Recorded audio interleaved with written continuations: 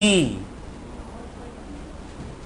Case में indoor management में company liable थी। हमारे अगले केस में कंपनी लायबल नहीं होगी।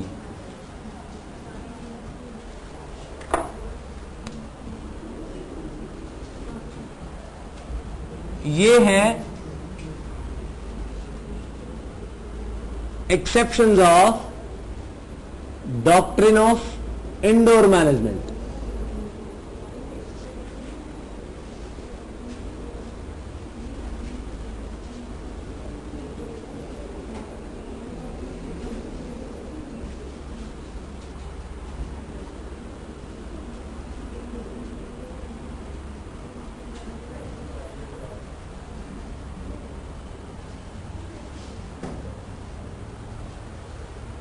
सो डॉक्ट्रिन ऑफ इंडोर मैनेजमेंट की एक्सेप्शंस की बात करेंगे अब हम।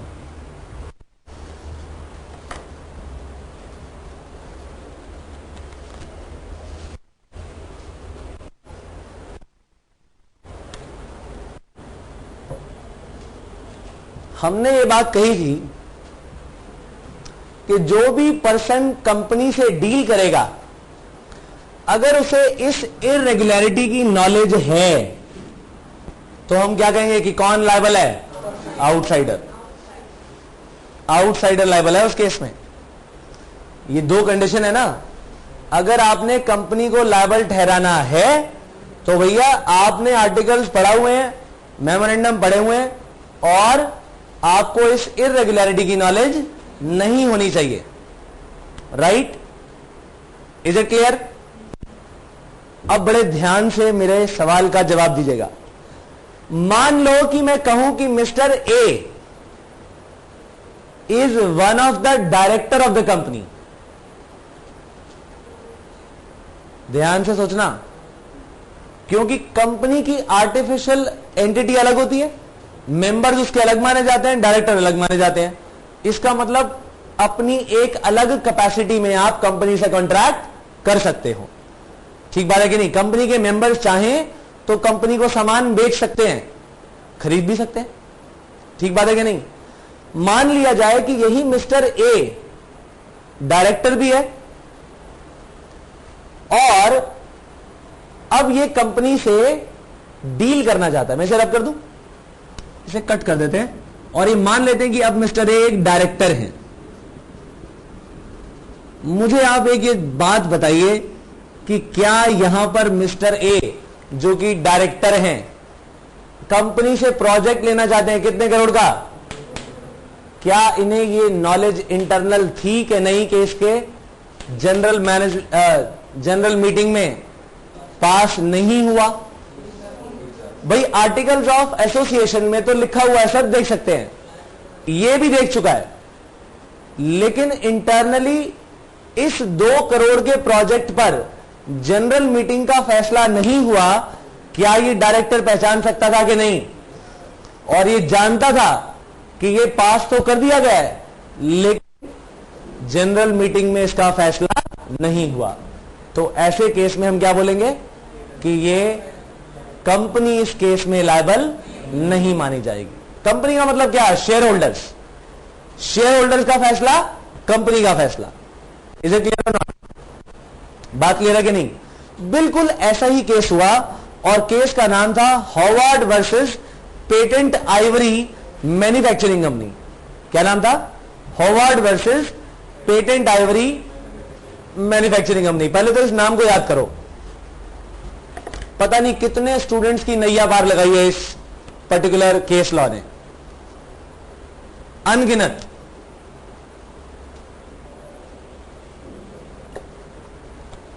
मतलब समझे मेरी बात का? इस पॉइंट पर न जाने कितनी बार क्वेश्चन पूछा जा चुका है। ठीक है जी?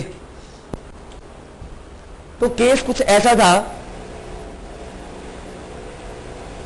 कि डायरेक्टर्स जानते थे कि कंपनी जो है अगर 1000 पाउंड तक का लोन लेना चाहे तो ले सकती है आराम से। यानी बोर्ड ऑफ डायरेक्टर्स तो अपने ही बेसिस पर ले सकते हैं। पेज नंबर 67 सबके पास है कि नहीं आज के नोट्स? तो क्या चीज कंपनी के डायरेक्टर्स को क्या बताई गई थी? कि अगर आपने लोन लेना है तो भैया कितने तक, 1000 पाउंड तक। इसके ऊपर अगर लेना है तो किसकी इजाजत लेनी पड़ेगी, जनरल मीटिंग में शेयर होल्डर्स की इजाजत लेनी पड़ेगी। डायरेक्टर्स ने खुद ही कंपनी को 3500 पाउंड लेंट कर दिए, लेकिन कंपनी की बोरोइंग पावर कितनी है, बिना सैंक्शन ऑफ शेयर होल्डर के 1000 पाउंड। डायरेक्टर्स इस बात को जानते थे कि भैया कंपनी ऐसा काम नहीं कर सकती शेयर होल्डर की इजाजत के बिना, फिर भी उन्होंने क्या कर दिया, लोन दे दिया। इसका मतलब ये क्या है, नॉलेज ऑफ इर्रेगुलरिटी। तो इस केस में क्या हुआ, कंपनी लायबल नहीं मानी गई। कंपनी ने कहा जी हम तो सिर्फ और सिर्फ 1000 पाउंड वापस करेंगे, बाकी 2500 पाउंड करने की जिम्मेदारी हमारी नहीं है। चले पढ़े इसे, नॉलेज ऑफ इर्रेगुलरिटी। तो ये क्या मानी जाएगी, exception of doctrine of indoor management, जहां कंपनी लायबल नहीं होगी। हम एक काम करते हैं, जरा डॉक्ट्रिन ऑफ अल्ट्रा वायर्स की हेडिंग निकालिए, डॉक्ट्रिन ऑफ अल्ट्रा वायर्स की हेडिंग निकालिए, उसके साथ एरो लगा के लिखिए, company is not liable, outsiders are liable. इससे आपकी पेरिफेरी सेट हो जाएगी, थॉट क्लियर हो जाएगी कि किन केसेस में कंपनी लायबल है या नहीं है। Doctrine of ultra vires, company is not liable and who is liable, outsiders are liable. जरा नेक्स्ट देखिए, डॉक्ट्रिन ऑफ कंस्ट्रक्टिव नोटिस, आज ही पढ़ा है हमने, डॉक्ट्रिन ऑफ कंस्ट्रक्टिव नोटिस।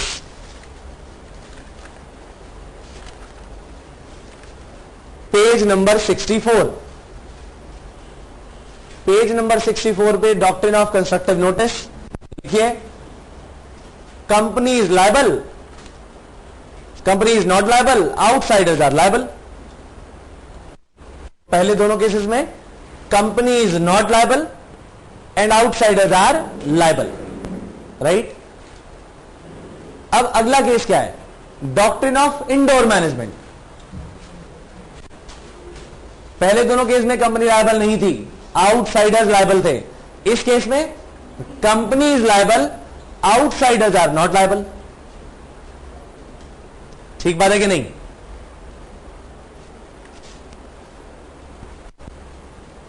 और अब आ जाइए exceptions of doctrine of indoor management, page number 67। इसकी हेडिंग के साथ लिख दो, company is not liable,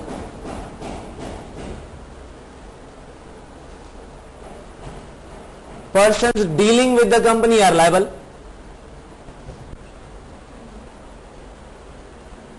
Company is not liable, persons dealing with the company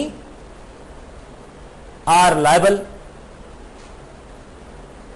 ठीक बात है कि नहीं। इसका मतलब सिर्फ एक केस में कंपनी लायबल नहीं होती, कौन से केस में,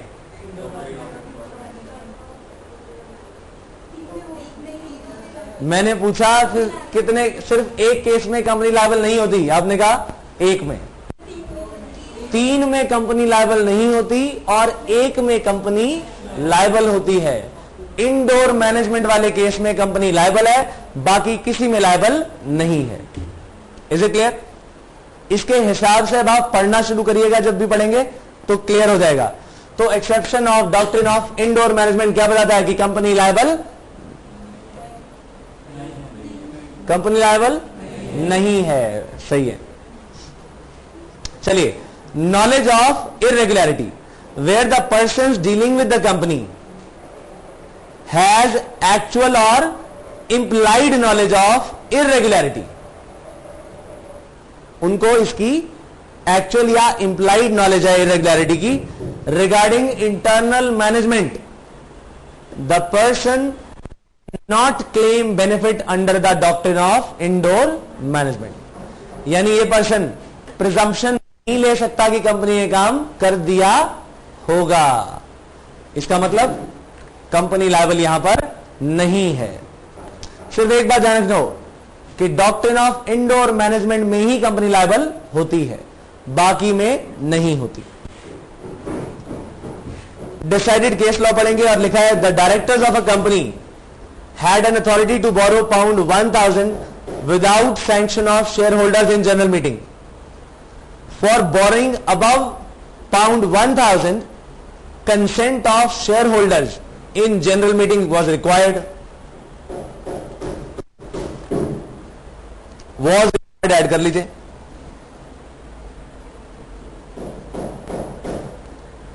The directors themselves lent pound 3,500 to the company.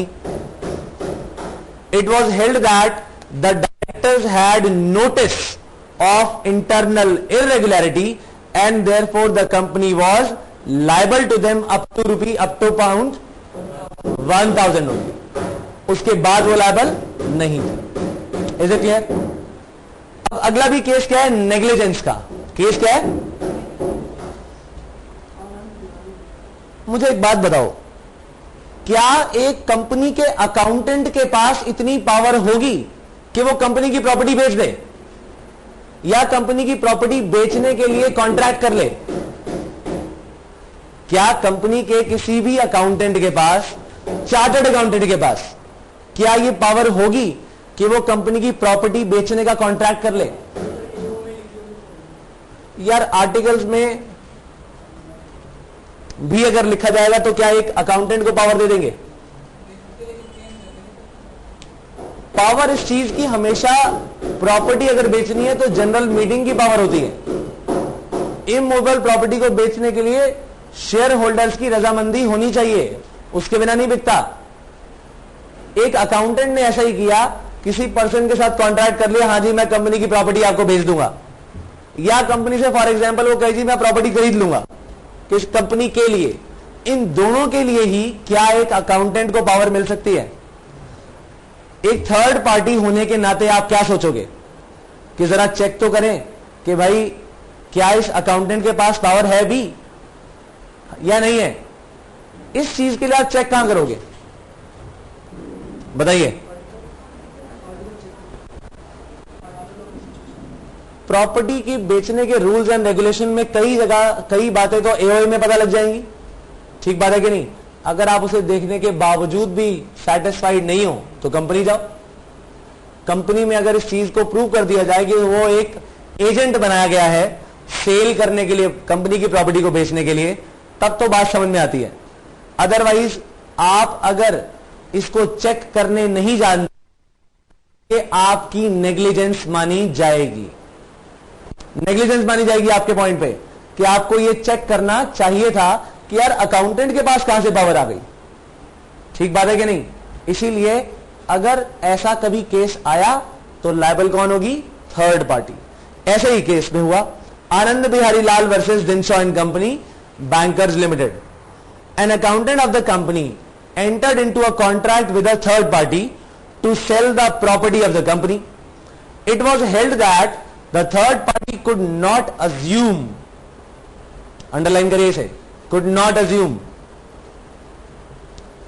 the third party could not assume that an accountant can have authority to sell the property of the company, and thus third party could not enforce such contract against the company even though third party acted in good faith. ठीक बात है कि नहीं? आइए जरा इसकी detail पढ़ लें। क्या लिखी है? Where a person dealing with a company could discover the irregularity if he had made proper inquiries. अगर प्रॉपर इंक्वायरी करता तो उसे इरेगुलरिटी के बारे में पता लग जाता। अगर ऐसी सिचुएशन है then he cannot claim protection against the company under the doctrine of indoor management. Thus, where the transaction is unusual or not in ordinary course of the business, the person dealing with the company should make proper inquiries and satisfy himself that directors has authority to conduct such transactions. Is it clear or not? तो director भी अगर deal कर रहे हैं तो आपको लगता है कि भाई ये तो खरीदना बेचना, गुड्स को बेचना तो एक यूजुअल ट्रांजैक्शन है, लेकिन प्रॉपर्टी जब बेचने की बात आएगी तो जरूर मुझे इंक्वायरीज करनी चाहिए कि क्या इन डायरेक्टर्स के पास ये इमूवेबल प्रॉपर्टी बेचने की ताकत है भी या नहीं। Is it clear? चले आगे। ये बहुत ही इंपॉर्टेंट केस था, और इससे भी इंपॉर्टेंट केस, इनफैक्ट आज तक का सबसे ज्यादा पूछा गया क्वेश्चन ये फोर्जरी वाला है। Ruben versus great Fingall consolidation company, आज तक का सबसे ज्यादा पूछा गया क्वेश्चन किसी भी फॉर्मेट में, चाहे सीए, सीएस, सीडब्ल्यूए या बीकॉम हो या कुछ हो, इस क्वेश्चन को, इस पॉइंट को सबसे ज्यादा पूछा गया है, फोर्जरी वाले पॉइंट को। लिखा है the rule does not apply. कौन सा rule? Doctrine of indoor management. किस पर अप्लाई नहीं होता?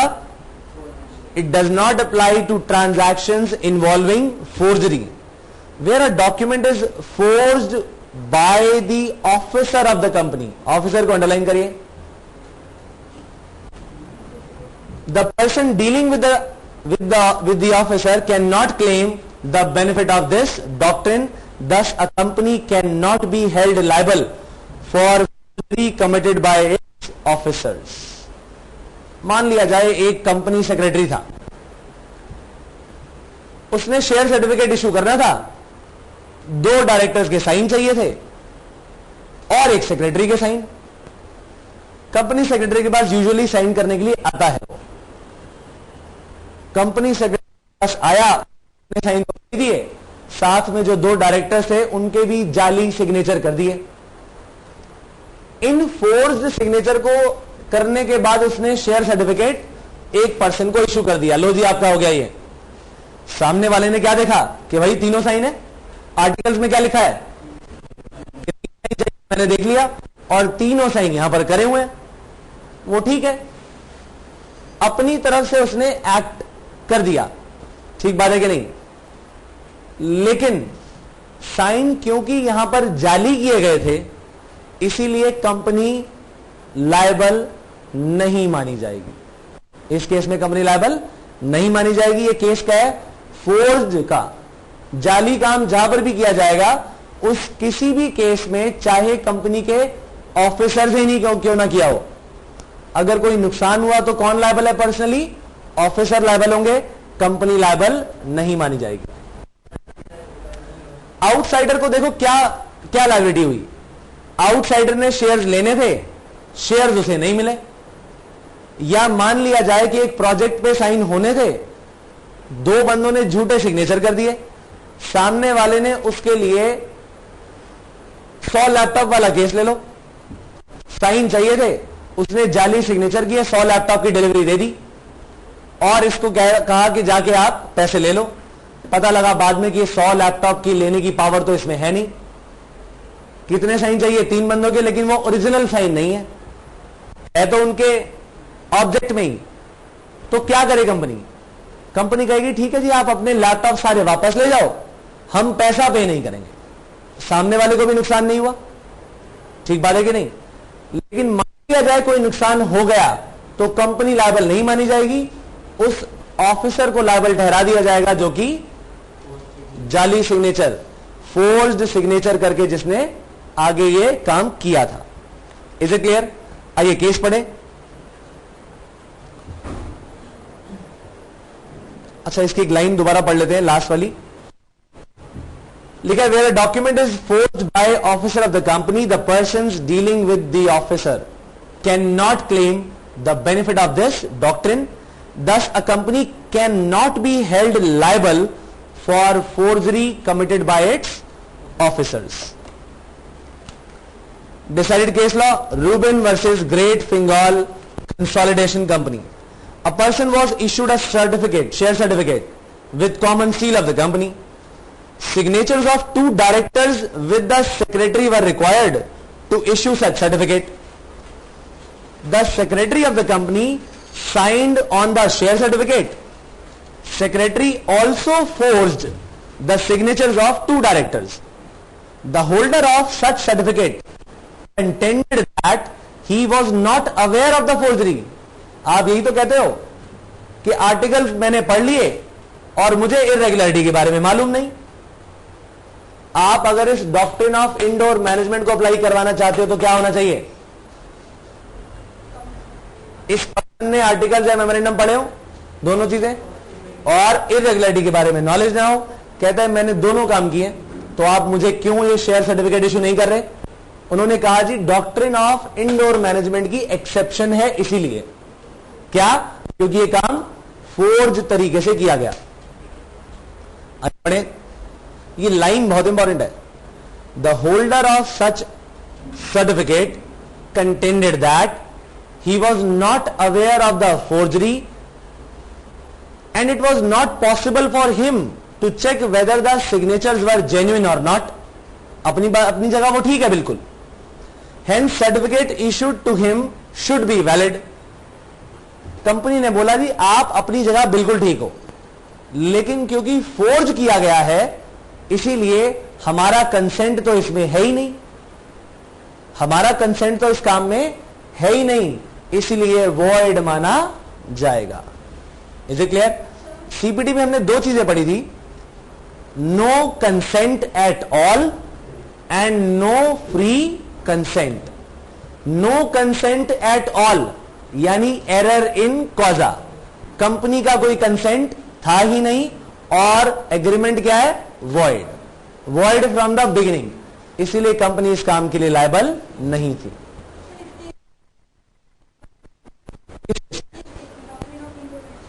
इस केस में भी कोई रेजोल्यूशन पास नहीं हुआ, बिल्कुल नहीं था। कौन से केस में? इस वाले केस में जहां वो आउटसाइडर था या डायरेक्टर? चलिए डायरेक्टर को हटाते हैं, मान लिया जाए कि यहां पर भी मिस्टर ए तो आउटसाइडर थे।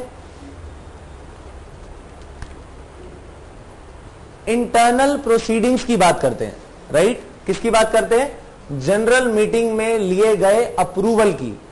क्या यहां पर हम अप्रूवल की बात कर रहे हैं? पहली बात नहीं कर रहे। ये वाला पोर्शन किस काम के लिए है? जहां डायरेक्टर्स को जनरल मीटिंग में शेयर होल्डर्स का अप्रूवल लेना हो, ठीक है? और अगर वो अप्रूवल लिया गया या ना लिया गया, ये पर्सन प्रिज्यूम कर सकता है कि वहां अप्रूवल ले लिया गया। रिटर्न में आने के बाद, रिटर्न में आने के बाद ये रिटर्न जो है इसको क्या चेक करना था? सिर्फ दो चीजें कि आर्टिकल्स में लिखा हुआ है, 3 लोगों के साइन चाहिए हैं, ठीक बात है कि नहीं? इसे मिल गया। इस बंदे के साथ गलत हुआ, हां या ना? लेकिन क्या कंपनी ने गलत किया? शेयर होल्डर्स ने गलत किया? नहीं किया। गलती किसकी है? एक ऑफिसर की गलती है। तो जहां पर उस ऑफिसर की गलती है, कंपनी मान लिया जाए कि इस आउटसाइडर को अपना शेयर होल्डर बनाना ही नहीं चाहती, एक पर्सन के फोर्ज करने के तरीके से वो शेयर होल्डर बन गया, तो क्या हमारा कंसेंट तो है ही नहीं, तो हम उसे कैसे अपना शेयर होल्डर मान लें? हम ये भी कहते हैं भाई आपके साथ भी गलत हुआ, हमारे साथ भी तो गलत हुआ, हम तो आपको शेयर होल्डर बनाना नहीं चाहते, ठीक बात है कि नहीं?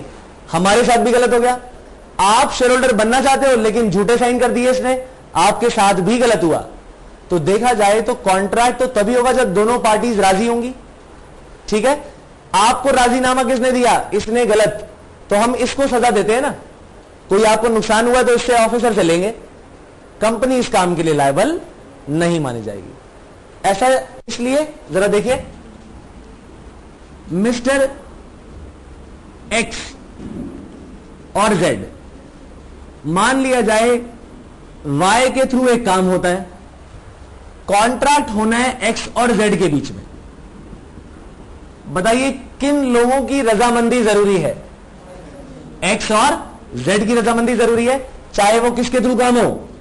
वाई के, ठीक बात है कि नहीं? अब एक प्रोपोजिशन ऐसी जेड ने भेजी वाई को, क्योंकि इसके थ्रू काम होना है, वाई को मालूम है कि एक्स इसके लिए हां नहीं करेगा। वाई ने कोई काम फोर्ज किया और इनका कॉन्ट्रैक्ट करवा दिया, ठीक बात है कि नहीं? अगर Z को वो चीज मालूम, इसको X को वो चीज मालूम होती तो X कभी भी कॉन्ट्रैक्ट में एंटर नहीं होता। बाद में पता लगा कि जी ये तो Y का किया धरा है। ठीक बात है कि नहीं? अब बताइए कि क्या X उन कंडीशंस पे कॉन्ट्रैक्ट में एंटर होना चाहता है? नहीं होना चाहता। लेकिन Z तो उन्हीं कंडीशन में कॉन्ट्रैक्ट में एंटर होना चाहता है। तो क्या इन दोनों का कंसेंसस है? नहीं है। इसका मतलब इन दोनों के बीच अगर ये कॉन्ट्रैक्ट हो भी गया तो ये भी क्या है? वॉइड। करवाया किसने? Y ने। तो पकड़े किसको? Y को। अब आप इस X को कंपनी मान लीजिए, Z को इसका जो प्रोस्पेक्टिव शेयर होल्डर है, जो साइन करवाने आया है, वो मान लीजिए, और Y को इसका सेक्रेटरी मान लीजिए। Z आया Y के पास, Y को मालूम था कि कंपनी इसके लिए हां नहीं करेगी, इसने खुद ही साइन कर दिए। क्या कंपनी को इसके लिए लायबल ठहरा सकता है? नो। अब Z ने क्या देखा? साइन होने चाहिए X के साइन है, उसे क्या पता जाली है या नहीं है। प्रूव हो गया अगर कि ये काम फोर्स तरीके से किया है, तो ना शेयर होल्डर की ऐसे इंटेंशन होगी, ना कंपनी की इंटेंशन होगी। गलत काम किसने किया? Y ने। तो Y को पकड़ो। राइट? चले आगे जी। सर अगर एक डायरेक्टर दूसरे डायरेक्टर की साइन फोर्ज करता है तो उस केस में भी कंपनी लायबल नहीं होगी? किसी भी साइन को फोर्ज किया जाए उसके लिए कंपनी लायबल नहीं होगी। पर सर डायरेक्टर तो एजेंट है ना कंपनी के। कंपनी के एजेंट है, बिल्कुल ठीक बात है। लेकिन आपने वो केस नहीं पढ़ा था कि कंपनी में जब तक काम सीधा सीधा चल रहा है तभी कंपनी लायबल होती है, और अगर कुछ उसके पर्दे के पीछे गड़बड़ हो तो उस वेल को लिफ्ट कर दिया जाता है, तो डायरेक्टर को पकड़ेंगे। चलिए, is it clear to everybody? चले आगे। 3 केस हमने कर लिए। पहला, नॉलेज ऑफ इररेगुलरिटी, जहां पर डायरेक्टर खुद इस बात को जानता था कि 1000 पाउंड से ज्यादा कंपनी बोरो नहीं कर सकती, और उसने क्या किया? खुद ही कंपनी को 3500 रुपए, 3500 पाउंड, रुपए नहीं, बहुत कम हो जाएंगे ये तो 3500 पाउंड जो है उसने क्या कर दिए? कंपनी को लेंड कर दिए। कंपनी लायबल कितने के लिए है? 1000 पाउंड के लिए। दूसरा केस नेग्लिजेंस का, जहां पर आप नॉर्मल इंक्वायरी से, जहां पर भी सस्पेशन हुआ, लगा कि यार अकाउंटेंट कंपनी की प्रॉपर्टी कैसे बेच सकते, आपको सस्पेशन हुआ तो चेक करना आपकी ड्यूटी है। अगर नहीं किया तो नेग्लिजेंस है, माना क्या जाएगा कि कंपनी लायबल नहीं है। तीसरा केस फोर्जरी का। फोर्जरी केस में क्या हुआ? सेक्रेटरी ने साइन कर दिए 2 डायरेक्टर्स के, तो भैया कंपनी तो इस काम के लिए इंटेंडेड थी ही नहीं, इसीलिए कंपनी लायबल भी नहीं मानी जाएगी। पहले केस का नाम नीचे मत देखना, पेटेंट आइवरी मैन्युफैक्चरिंग कंपनी। क्या नाम था? Howard versus patent Ivory manufacturing Company. अब सब नीचे देखेंगे दोबारा। दूसरा केस, Anand Bihari Lal versus Dinshaw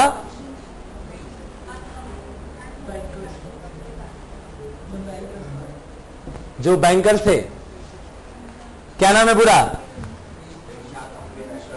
Dinshaw company bankers limited.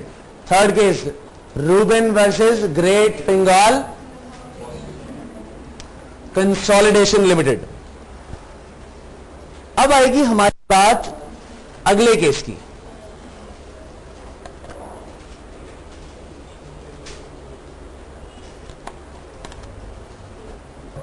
कमाल की बात तो यह है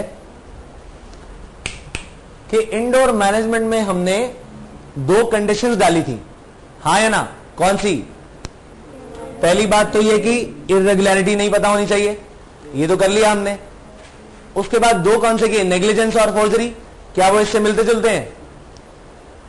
लेकिन हमने क्या कहा था? इसकी नॉलेज भी होना जरूरी है। इसका मतलब एक पॉइंट तो यह भी बनता है। अगला पॉइंट जरा देखिएगा क्या है? No knowledge of the articles. इसका मतलब अगर आपने पहले आर्टिकल्स पढ़े ही नहीं, मान लिया कि आर्टिकल्स में जो बात लिखी थी कंपनी ने भी नहीं करी, आर्टिकल्स में लिखा था कि जी जनरल मीटिंग में पास होना चाहिए, लेकिन इस मिस्टर ए ने अगर ये आर्टिकल्स ना पढ़े होते, अगर ये आर्टिकल्स ना पढ़े होते तो फिर ए को ही लायबल ठहराया जाता। बाद में ये डिफेंड ये नहीं कर सकता कि जी आर्टिकल्स में तो आपने लिखा था जनरल मीटिंग में सैंक्शन होगा, सैंक्शन तो आपने किया नहीं। Is it clear? अगला पॉइंट वही है, a person who did not consulted the articles and memorandum and is not aware of the contents of these documents, अगली लाइन को अंडरलाइन करेगा, at the time of making the contract, यानी contract करते वक्त।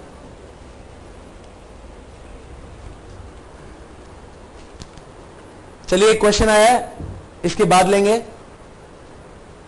तो फिलहाल no knowledge of the articles and memorandum, ऐसे केस में वो प्रोटेक्शन नहीं ले सकता।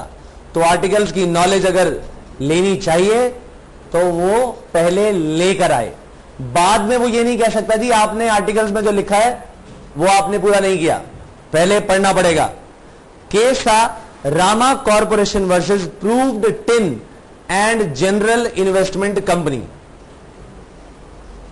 एक कंपनी के आर्टिकल में लिखा था जी किसी भी एक डायरेक्टर को हम अलाउ कर देंगे किस काम के लिए, अगर कंपनी ने काम करने को किया एक डायरेक्टर को, कौन करेगा? बाकी बोर्ड ऑफ डायरेक्टर्स कि जी 10 लोग हैं, 10 में से हमने इसको अपॉइंट करा है, ये काम किया जा सकता है। लाइन दोबारा पढ़ेंगे, the articles of the investment company provided that directors could delegate their powers to one of them, one of the director of the company entered into a contract with Rama Corporation and received a check from it। एक director ने Rama corporation के साथ कोई deal की और उससे एक check ले लिया। Rama corporation had never read those articles। Later on it was discovered that director was not delegated powers from the board of directors, shareholders। इस बंदे के पास तो इस काम को करने की पावर थी ही नहीं, डेलीगेशन तो किया ही नहीं था, फिर भी हमने इसे कॉन्ट्रैक्ट करके चेक दे दिया। रामा कॉर्पोरेशन को कब पता लगा? ये बाद में। कॉन्ट्रैक्ट करते वक्त उन्हें यह मालूम ही नहीं था कि इस डायरेक्टर के पास पावर भी होना जरूरी है, right? It was held that Rama Corporation could not rely on doctrine of indoor management as it did not know that powers could be delegated.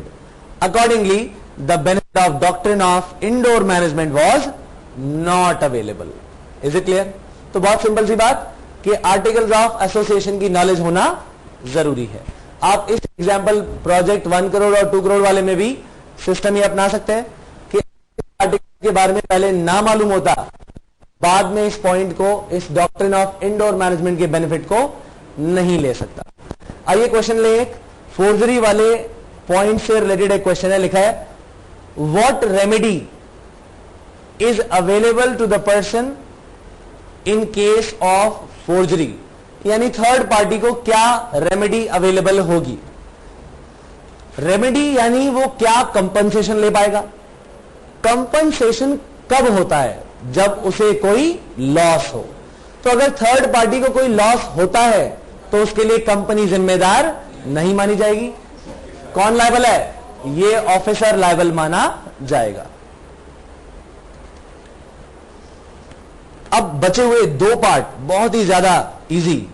Fifth point क्या है? अल्ट्रा वायर्स या illegal acts, where the act is done, act done is ultra vires और illegal to the company, the doctrine of indoor management does not apply. Is it clear? बहुत simple सी बात है। 6 point थोड़ा सा important भी है, छोटा है लेकिन इंपॉर्टेंट है। लिखा है acts outside the scope of apparent authority, ostensible authority. If an officer of a company enters into a contract with a third party and if he acts if the act of the officer is beyond the scope of his authority, the company is not bound. आपको याद है कि हमने ostensible authority कहीं और भी पढ़ा था सीपीटी में.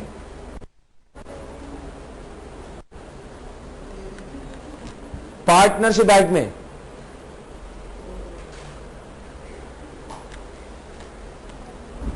Implied authority of a partner, उससे पहले जो उसकी ऑस्टेंसिबल अथॉरिटी है, वो जो गिवन अथॉरिटी है वो कहलाती है आपकी ऑस्टेंसिबल अथॉरिटी. यानी आपको पता है कि आप ये काम कर सकते हो और आप उसके बियॉन्ड जाके कोई काम कर लेते हो, तो आप अपनी पावर से बाहर जाके काम कर रहे हो. मान लिया जाए जैसे बोर्ड ऑफ डायरेक्टर्स के पास क्या राइट था कि वो 1000 पाउंड तक का लोन ले सकते हैं. ये उनकी क्या है, पावर है. हालांकि कंपनी ने रिस्ट्रिक्शन लगाई है 1000 से ज्यादा नहीं ले सकते, लेकिन 1000 ले सकते हैं. ये क्या है, पावर. हाँ है ना. आप सिर्फ और सिर्फ महीने में 2000 रुपए खर्च कर सकते हो. आपके पिताजी ने बोल दिया, पिताजी ने एक लिमिटेशन तो लगा दी आपके ऊपर, लेकिन 2000 खर्च करने की पावर भी तो दी है. तो इस पावर से ज्यादा आप नहीं खर्च कर सकते. ठीक बात है कि नहीं. तो अगर आप इस पावर का इस्तेमाल और ज्यादा कर दिया, 2 की जगह 3000 खर्च कर दिए, तो ये बियॉन्ड पावर हो गया, बियॉन्ड ऑस्टेंसिबल अथॉरिटी हो गया. जो आपको अथॉरिटी दी गई है उसके आगे जाके. तो ऐसे केस में अथॉरिटी के अंदर रहकर अगर किसी पर्सन ने काम किया, कंपनी लायबल है. इस पर्सन ने उसके बाहर जाके काम किया, कंपनी इज नॉट लायबल. लेकिन आपको एक केस मैंने बताया था कि अगर कंपनी के मेमोरेंडम में उस ऑब्जेक्ट के अंदर आता है, लेकिन उस डायरेक्टर या ऑफिसर की पावर से बाहर है, तो कंपनी की जनरल मीटिंग में इस वाले कॉन्ट्रैक्ट को क्या किया जा सकता है, रेटिफाई किया जा सकता है. आर्टिकल्स ऑफ एसोसिएशन के अनुसार बैकडेट में जाके इस पावर को दिया जा सकता है. हाँ जी, वो है अल्ट्रा वायर्स द कंपनी, ये है ultra vires the person, director. Director की पावर ने अल्ट्रा वायर्स काम किया है. जो 5th पॉइंट है वो क्या है, अल्ट्रा वायर्स और illegal to the company, company की पावर में नहीं है. ठीक बात है कि नहीं. चलिए अब हम करेंगे लेट्स प्रैक्टिस क्वेश्चन नंबर 1. बहुत ही ज्यादा इंपॉर्टेंट क्वेश्चन और आपके एग्जाम में आए हुए क्वेश्चन है ये. Explain the doctrine of indoor management in brief. ये तो हो ही जाएगा इजीली. आगे चलते हैं. The secretary of a company issued a share certificate to A under the company's seal with his own signature of a director by him. A borrowed money from B on the strength of such certificate. B wanted to realize the security and requested the company to register him as a holder of the shares. Explain whether B will succeed in getting the shares registered in his name. कितना बढ़िया question है और CPT की याद दिलाता है. जरा दोबारा पढ़िए और मुझे बताइए सीपीटी के कौन से पॉइंट से रिलेटेड है ये.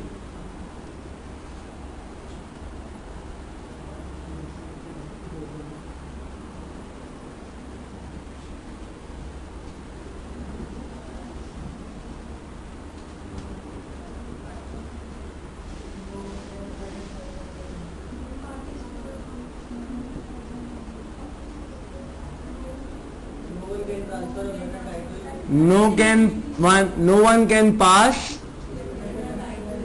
a better title than he himself has. ठीक बात है कि नहीं. अब यहां पर कंपनी से एक फोर्ज साइन करके कंपनी के सेक्रेटरी ने ये शेयर सर्टिफिकेट दिया किसे? मिस्टर ए को। ए ने लोन ले लिया और सिक्योरिटी क्या दे दी? सिक्योरिटी के रूप में शेयर सर्टिफिकेट किसको दे दिया? मिस्टर बी को। बी ने कहा जी लोन तो मेरा दे नहीं रहा, तो वो चाहता है कि जी अगर तुम मेरा पैसा नहीं दे सकते तो ये शेयर सर्टिफिकेट मेरे नाम करवाओ। और बी कंपनी के पास गया और अब चाहता है कि शेयर सर्टिफिकेट मेरे नाम हो जाए। भाई इसके पास क्या जो टाइटल आया था वो वैलिड तरीके से आया था? क्योंकि वैलिड तरीके से आया नहीं है, इसीलिए ये उसका बेटर टाइटल मिस्टर बी को भी ट्रांसफर नहीं कर पाएगा। ठीक बात है कि नहीं? तो पहली बात तो ये कि कंपनी और ए के बीच में जो कॉन्ट्रैक्ट हुआ वो शुरू से ही वॉइड है, हाँ है ना? क्योंकि कंपनी फोर्ज तरीके से किए गए काम के लिए लायबल नहीं होती, इसीलिए कॉन्ट्रैक्ट की वैल्यू नहीं है। तो ए के पास जो शेयर सर्टिफिकेट आया वो वैलिड नहीं है, इसीलिए जो सिक्योरिटी है ये भी वैलिड नहीं मानी जाएगी, इसलिए बी के नाम ये सर्टिफिकेट नहीं हो सकता। राइट? लेकिन सर बी ए से मनी रिकवर, बी डेफिनेटली ए से तो अपना रिकवर कर ही पाएगा ना। अगर उसकी सिक्योरिटी खराब निकल आई तो लोन के लिए केस दायर कर देगा। ठीक बात है कि नहीं? अपने अपने राइट्स आप आपस में इन पार्टीज में तो रिकवर कर ही सकते हो, ठीक है कि नहीं? चलिए आगे चले। Question number 2। लेकिन इस केस में ए को लॉस हुआ, ए को लॉस हुआ, बिल्कुल ठीक बात है। तो सर उस केस में फिर ये सेक्रेटरी को सू करेगा। सर सेक्रेटरी के भाई अगर ए को नुकसान हुआ है किसके कारण हुआ? सेक्रेटरी के कारण। इसको पकड़ा जाएगा और कंपनी की लायबिलिटी नहीं मानी जाएगी, सेक्रेटरी की लायबिलिटी मानी जाएगी। पूरा लोन रीपे बैक करने की नहीं, शेयर सर्टिफिकेट जितने के थे उतने की लायबिलिटी इसकी मान ली जाएगी। जरूरी नहीं है ना कि सिक्योरिटी का अमाउंट लोन के अमाउंट के बराबर हो, कम ज्यादा हो सकता है। चलिए question number 2। Under the articles the directors of a company had power to borrow rupees 1 lakh without the consent of the general meeting. The directors themselves lent rupees 2 lakhs to the company without such consent and took debentures. Is the company liable for rupees 2 lakhs? Case कौन सा है? Ruben versus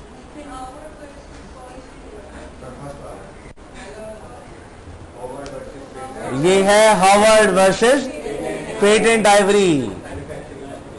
Reuben versus Great Bengal किसका था? बिना देखे मत बोला, बोलो सॉरी बोलो, बिना देखे बोलो। ये है फोर्जरी का केस। आनंद बिहारी लाल कौन सा केस था? नेग्लिजेंस का केस। और Rama corporation no knowledge of articles. चलिए क्वेश्चन नंबर 3। टिप्स पे होने चाहिए केसेस ये। अगली बार का जो टेस्ट होगा वो रिटन टेस्ट है, और बाकी सेंटर्स पर भी सुन लें कि आज का टेस्ट जल्दी से निकलवा लीजिए। प्रिंट आउट अगर नहीं है अवेलेबल आपके पास, क्योंकि थोड़ी देर में टेस्ट शुरू होने वाला है। अगले 10 मिनट बाद टेस्ट शुरू हो जाएगा। चलिए आगे चलें।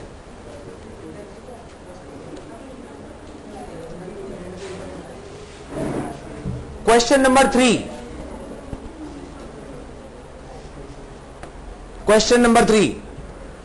Under the articles of Association of Sunshine Limited Company, directors had power to borrow up to rupees 10,000 without the consent of the general meeting.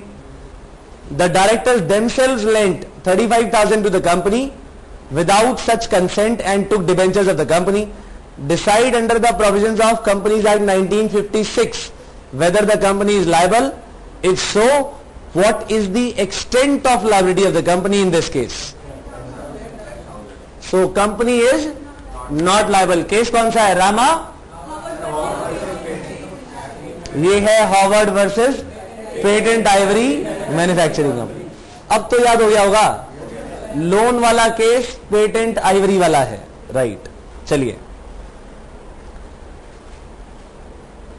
तो यहां एक्सटेंट ऑफ लायबिलिटी भी कितनी होगी? 10,000, जितने की कंपनी ने कंसेंट दी हुई है कि आप अपने आप कर सकते हो।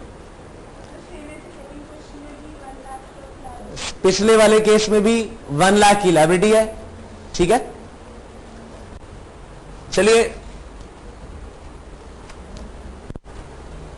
टेस्ट के बाद भी क्लास होगी, ध्यान रखिएगा।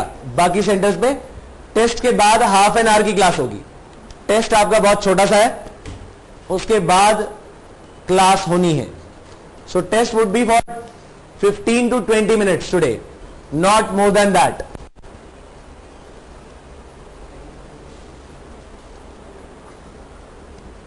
कॉमन सील, यानी इनकी वो फोटोज दिखा दो मुझको।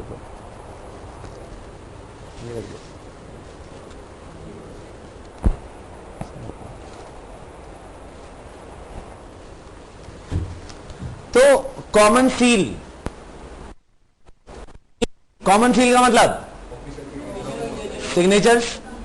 कोई भी डॉक्यूमेंट किया जाएगा, दिया जाएगा, सिग्नेचर कंपनी के जरूरी है और उसके ऊपर डायरेक्टर के साइन होंगे। So meaning is the common seal is a seal used by a company as the symbol of its incorporation. ठीक है कि नहीं, कि हां कंपनी इनकॉर्पोरेट हुई थी। कॉमन सील के ऊपर क्या लिखा होना चाहिए? कंपनी का नाम, या कंपनी का नाम और एड्रेस भी?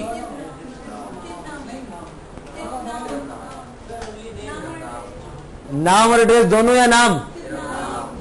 पक्का? नेम और एड्रेस फिर कहां पर चाहिए? वो चाहिए पेंटेड और प्रिंटेड। सील पे तो सिर्फ नेम चाहिए, पेंटेड और प्रिंटेड कहां पर? पेंट चाहिए प्लेस ऑफ बिजनेस के बाहर आउटसाइड वॉल पे, नाम और एड्रेस के साथ, और printed on the stationery, letter head, bills, negotiable instrument सारे के सारे, एंड एवरी डॉक्यूमेंट। ठीक बात है कि नहीं, जो भी कंपनी के नाम से किया जाएगा। चले आगे। ओके, क्वेश्चन पॉइंट नंबर 1 का ही थर्ड लाइन जो लिखा है, क्या लिखी है? And is the official signature of a company.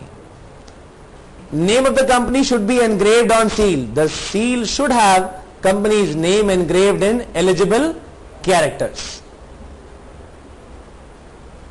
Contents on corporate seal. Contents corporate seal पे क्या क्या लिखा हो सकता है? सबसे पहले तो कॉर्पोरेट सील ही लिखा होगा, ठीक है जी। Second, place of registered office of the company. Place लिखा हो सकता है, प्लेस, एड्रेस नहीं, place. And date of its incorporation. नाम तो लिखा होना ही चाहिए, डेट ऑफ इनकॉर्पोरेशन भी लिखी हो सकती है। आगे चलें। Safe custody of common seal. The common seal shall be kept under the safe custody of a responsible official duly authorized for the purpose. The board of directors shall provide for the safe custody of the common seal. Common seal is mandatory for following documents to be valid. कौन-कौन से? Share certificate, share warrants, any other deed as required by the articles of association. Power of attorney which would be required to made in favor of a person to execute the deeds of on behalf of the company. So share certificate जानते हैं आप, share warrant क्या होता है ये आप आने वाले टाइम में पढ़ेंगे, आज हम इसकी डिटेल नहीं करेंगे। शेयर वारंट एक तरह से शेयर्स का सब्स्टिट्यूट है, राइट, और इसके बारे में अभी डिस्कशन ओपन नहीं कर रहे हम। Is it clear?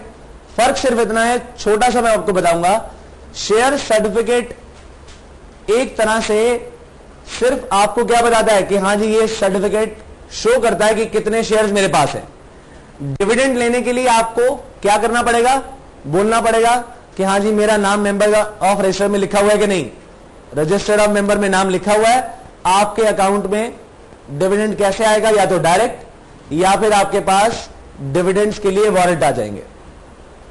लेकिन शेयर वारंट के साथ ही डिविडेंड के कूपन लगे होते हैं। शेयर वारंट के साथ डिविडेंड के कूपन्स पहले ही अटैच होते हैं। जिसके पास भी वो शेयर वारंट है वो उसी का है, यानी शेयर वारंट जिसको इश्यू किया जाएगा उसका रजिस्टर ऑफ मेंबर्स से नाम काट दिया जाता है। तो फिर डिविडेंड कैसे मिलेगा? कूपन्स को आप कट करो, कूपन्स को डिपॉजिट करो, शेयर वारंट के बेसिस पर आपको डिविडेंड दे दिया जाएगा। और ज्यादा डिस्कशन ना करते हुए आगे चलेंगे, लेकिन इन शेयर वारंट पर भी सील लगी होनी चाहिए। आने वाले टाइम में इसमें डिटेल में डिस्कशन होगा। तो दोनों डॉक्यूमेंट एक्चुअली शो क्या करता है कि हां आप कंपनी के शेयर होल्डर्स हो, शेयर होल्डर्स हो, मेंबर्स नहीं, मेंबर्स नहीं बोला मैंने, शेयर होल्डर हो। शेयर सर्टिफिकेट जिसके पास है वो शेयर होल्डर होने के साथ साथ मेंबर भी है, लेकिन शेयर वारंट जिसके पास है वो शेयर होल्डर तो है लेकिन मेंबर नहीं है। इसका रीजन क्या है आने वाले टाइम में करेंगे, राइट। लेकिन कॉमन चीज क्या है, दोनों पे कॉमन सील लगी होगी। Any deed as required by the articles of association, कोई भी ऐसी डीड जहां पर जैसे मॉर्गेज डीड उस पर भी साइन होने जरूरी है, तो कॉमन सील वहां लगेगी। यानी उसकी लिस्ट कहां दे दी जाएगी? Articles of association. Power of attorney यानी काम करने की पावर जिससे मिलेगी, ऐसी पावर ऑफ अटॉर्नी में अगर किसी पर्सन को हमने पावर दी कि आप हमारी सारी की सारी प्रॉपर्टी बेचो, मान लिया जाए कंपनी चाहती है कि हम इस जगह से अपना सिचुएशन हटा के रजिस्टर्ड ऑफिस कहीं और चेंज कर लें, तो जरूरी तो नहीं है कि कंपनी खुद ये काम करेगी। बोलो, कंपनी ये काम खुद तो नहीं करेगी इतनी प्रॉपर्टी बेचने का, जरूरी नहीं है। उन्होंने किसी एक पर्सन को अपॉइंट करा, किसी ब्रोकर को, बहुत बड़े ब्रोकर को, तो उस ब्रोकर को अगर अपॉइंट किया है तो उसके पास बेचने की पावर भी देनी पड़ेगी कि नहीं। तो अगर कोई पावर ऑफ अटॉर्नी इस तरह की दी गई है कि आप कंपनी के बिहाफ पर बेचकर कंपनी के अकाउंट में इसका पैसा दोगे, तो ये कॉमन सील रिक्वायर्ड होगी। Is it clear? आगे चलते हैं। कॉमन सील शेयर सर्टिफिकेट पे रिप्रेजेंट करती है कि शेयर सर्टिफिकेट जो जिस पर्सन को इशू किया गया वो शेयर होल्डर बन गया ना, शेयर होल्डर तो बन गया, ठीक बात है, लेकिन क्या इशू वो सही तरीके से हुआ? हो सकता है कॉमन सील चुरा कर किसी ने लगा दी हो।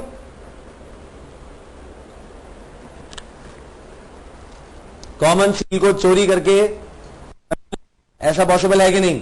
कॉमन सील जो है वो जिसको अथॉरिटी थी उसी ने लगाई, हाँ, लेकिन जैसे हमने उस केस में किया था, लेकिन जो डायरेक्टर के सिग्नेचर पे वो फोर्ज थे, डायरेक्टर्स के सिग्नेचर फोर्ज हुए थे, ठीक है, कोई बात नहीं। लेकिन हमने पढ़ा हुआ है कि any document which has the common seal legally binding on the company, लेकिन काम अभी कंपनी ने किया नहीं ना। कंपनी काम कैसे करती है? डायरेक्टर्स के थ्रू। उसके डायरेक्टर के तो साइन ही नहीं हुए, ठीक बात है कि नहीं? कॉमन सील लग गई मान लिया, लेकिन क्योंकि कंपनी डायरेक्टर्स के थ्रू काम करती है, डायरेक्टर्स के तो साइन ही नहीं हुए ना, फोर्ज साइन थे वो, इसी कारण से वो वैलिड नहीं था। ठीक बात है कि नहीं? आइए आगे चले। The common seal shall be affixed on any instrument, number 1, which is authorised by the resolution of board of directors और कमिटी। नंबर 1 अंडरलाइन करिए, बोर्ड ऑफ डायरेक्टर्स और कमिटी। दूसरा point, in presence of at least 2 directors and of the secretary और such other person as the board may appoint for the purpose. तो common seal किस instrument पे दी जाएगी? जहां पर कम से कम 2 डायरेक्टर की प्रेजेंस में और सेक्रेटरी की प्रेजेंस में या किसी अदर पर्सन की प्रेजेंस में साइन होने हैं। These 2 directors and the secretary or other person shall sign every instrument to which the common seal is so affixed in their presence. साफ लिखा गया है जी कि 2 डायरेक्टर और एक सब जब प्रेजेंट तभी लगाई जाएगी, और कॉमन सील के बाद ये लोग साइन करेंगे। शेयर सर्टिफिकेट वाला जो एग्जाम्पल दिया था ना, वो पूरा का पूरा इससे कोरिलेट करो। क्या कह रहे हैं ये? बोर्ड ऑफ डायरेक्टर्स ने 2 लोगों को अपॉइंट किया। किनको? डायरेक्टर्स को और एक सेक्रेटरी। इस काम के लिए किसी भी इंस्ट्रूमेंट को सर्टिफाई करने के लिए, जैसे कि एग्जांपल शेयर सर्टिफिकेट। क्या से होगा ये काम? 3 लोगों को प्रेजेंट किया जाएगा। तीनों आ जाओ जी। Secretary, director number 1, director number 2, तीनों की प्रेजेंस में कॉमन सील लगाई जाएगी और तीनों लोग उस पर साइन करेंगे। यही कॉमन सील को यूज करने का तरीका है। राइट? चलिए अब फटाफट से टेस्ट के लिए तैयार हो जाइए। उसके बाद चैप्टर नंबर 6 के नोट्स आपके पास पहुंच चुके हैं। प्रॉस्पेक्टस हमारा आज का नया चैप्टर। बाकी सेंटर पे टेस्ट पहुंच गए।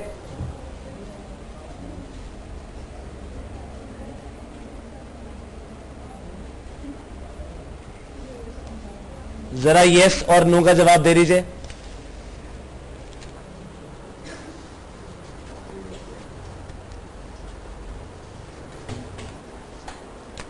डिस्ट्रीब्यूट कर दो, एक रखो और पीछे